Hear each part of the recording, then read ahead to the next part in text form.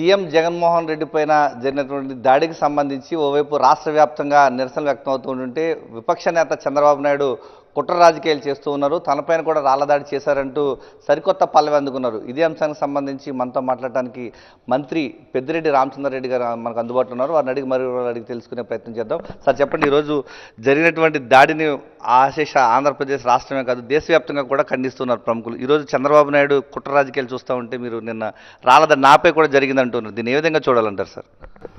దీన్ని బట్టి నేను ముందే చెప్పాను, ఈ కుట్ర అంతా కూడా తెలుగుదేశం పనే ఉంటుంది, జగన్మోహన్ రెడ్డి గారి మీద జరిగిన దాడి అని చెప్పి.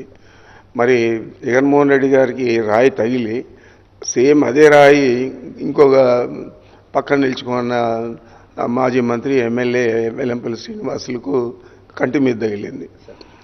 వైద్యం కూడా చేశారు. మరి అది ఏదో సింపతి వచ్చేస్తుంది అని చెప్పి ఆయన అనుకొని నిన్న ఆయన అదే చేశాడు. వాళ్ళ దగ్గర రాళ్ళు లేపించుకొని ఇది జగన్ గ్యాంగ్ పని అని చెప్పి, పిల్ల కుంక నీ పని అయిపోయింది ఇదంతా కూడా మాట్లాడుతున్నాడు. అసభ్య పదజాలంతో మాట్లాడుతున్నాడు. అతని వయసుకు తగినట్లు తను మాట్లాడడం లేదు. అందుకంటే దరిద్రంగా వాళ్ళ కుమారుడు లోకేష్ మాట్లాడుతున్నాడు. వీళ్ళు కక్షపూరితంగా వ్యవహారం చేస్తున్నారు. రాజకీయాల్లో ఎప్పుడు కూడా హుందాగా వ్యవహరించాల.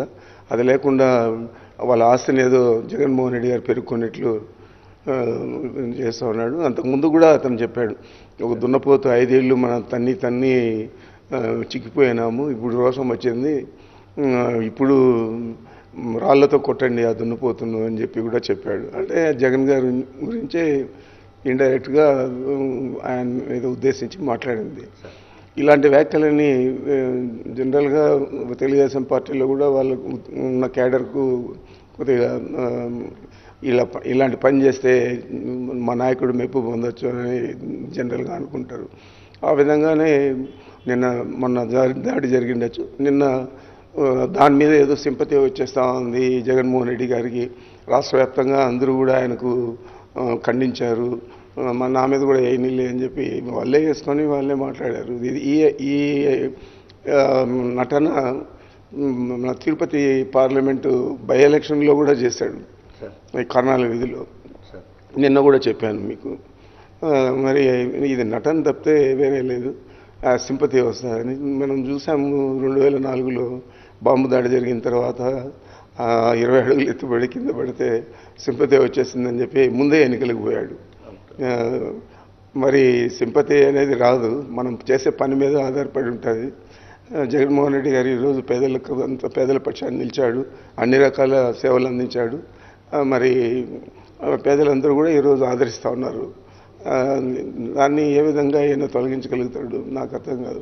ఈరోజు రాష్ట్ర వ్యాప్తంగా చూస్తూ ఉంటే ఇంట్లో తమ వ్యక్తికి ఏదో జరిగిందన్నటువంటి భావన ప్రజల్లో ఉంది. జగన్మోహన్ రెడ్డి గారు జరిగినటువంటి ఘటనను ప్రతి ఒక్కరూ ఖండిస్తూ ఉన్నారు. వీళ్ళు మాత్రం చిల్లర రాజకీయాలు చేస్తున్నారు. ఈ హత్య రాజకీయాలన్నీ చంద్రబాబు నాయుడుకి మొదటి నుంచి ఉన్నారు. దీన్ని ఏ విధంగా చూడాలంటారు?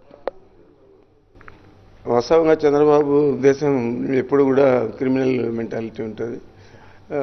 అతను ఎప్పుడు కూడా ముఖం తుంచేస్తాము, పెరగనివ్వకూడదు అని చెప్పే ఆలోచనతో ఎప్పుడు కూడా ఉంటాడు. ఆ విధంగానే ఈరోజు ఆయన ఉద్దేశం ఈ రాష్ట్ర ప్రజలకంతా కూడా తెలిసింది. కనీసం సహచరుడు, రాజకీయాల్లో ఉన్నాడు, ప్రతిపక్ష నాయకుడిగా ఉన్నాడు గతంలో, ఈరోజు ముఖ్యమంత్రిగా ఉన్నాడు. మరి ఇలాంటి వ్యక్తికి తగిలినందుకు ఇంకెవరైనా హుందాగా వ్యవహరించే మాజీ ముఖ్యమంత్రి, ప్రతిపక్ష నాయకుడిగా ఉన్న వ్యక్తి పోయి పలకరించి చూసి వచ్చేయచ్చు. దానికి బదులు ఆయన కూడా రాళ్ళు వేసుకున్నట్లు నటించి ఈరోజు ప్రజల సింపతి పొందాలని చూస్తూ ఉన్నాడు. ఇంత నీచమైన రాజకీయాలు తెలుగుదేశం పార్టీకే సరిపోతారు తప్ప ఎవరు కూడా దీన్ని హర్షించరు. Thank you sir. Chandrababu Naidu నీచ రాజకీయాలను రాష్ట్ర ప్రజలంతా కూడా గమనిస్తున్నారని చెప్తున్నారు. ఈరోజు రాష్ట్ర ముఖ్యమంత్రి పైన జరిగినటువంటి దాడిని ఈరోజు రాష్ట్ర వ్యాప్తంగా ఉన్నటువంటి ప్రజలు ఖండిస్తూ ఉంటుంటే చంద్రబాబు నాయుడు తనపైన కూడా రాళ్ల దాడి జరిగిందంటూ కొత్త రాగాన్ని తీయడం పట్ల కూడా ప్రజలు గమనిస్తున్నారు. తగిన బుద్ధి చెప్పేందుకు ఆంధ్రప్రదేశ్ రాష్ట్ర వ్యాప్తంగా ప్రజలు సిద్ధంగా ఉన్నారని చెప్పి మంత్రి పెద్దిరెడ్డి రామచంద్రారెడ్డి చెప్తున్నారు. కెమెరామెన్ ముఖేష్తో విజయమూర్తి, సాక్షి టీవీ, తిరుపతి నుంచి.